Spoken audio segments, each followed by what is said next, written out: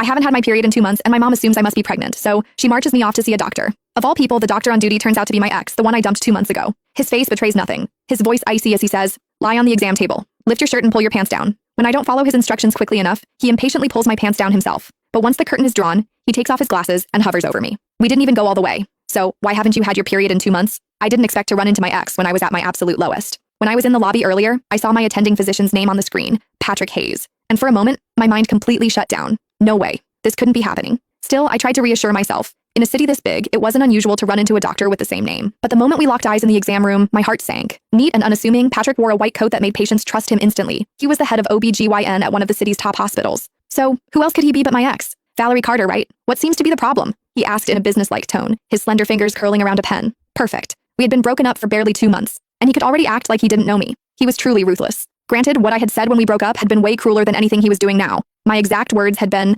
"Patrick Hayes, after today, the only way I'd even consider seeing you again is if you were lying in a hospital bed, begging me to." Now, they had come back to haunt me. We were really meeting again in a hospital. But this time, I was at his mercy. He was the doctor, and I was just a patient waiting for my fate to be decided. Forget about gracing him with a visit. His schedule was completely booked, and I couldn't even snag a single slot myself. Ultimately, my mom had to fork out double the usual price and go through all kinds of trouble just to get an appointment from a scalper. Just moments ago, I overheard a group of young women leaving the clinic whispering excitedly about how handsome the doctor was. According to them, the social media hype wasn't an exaggeration. They didn't even need a prescription. Just seeing him in person was enough. He was devastatingly handsome, the kind of face that made them feel like they could live decades longer just to admire it. At the time, I was curious to see for myself. Was everyone named Patrick Hayes that good looking? Now that I had seen him, devastating was the right word. But I wasn't referring to his looks. I meant myself. I was usually sharp-tongued. However, the moment I stepped into the exam room, it was like my voice had been stolen. I couldn't say a word. My mom, of course, didn't notice a thing. She had no idea about the tension simmering between Patrick and me. Instead, she started rattling off my symptoms at full volume. "Dr. Hayes, she hasn't had her period in 2 months. Either she's pregnant or something's seriously wrong.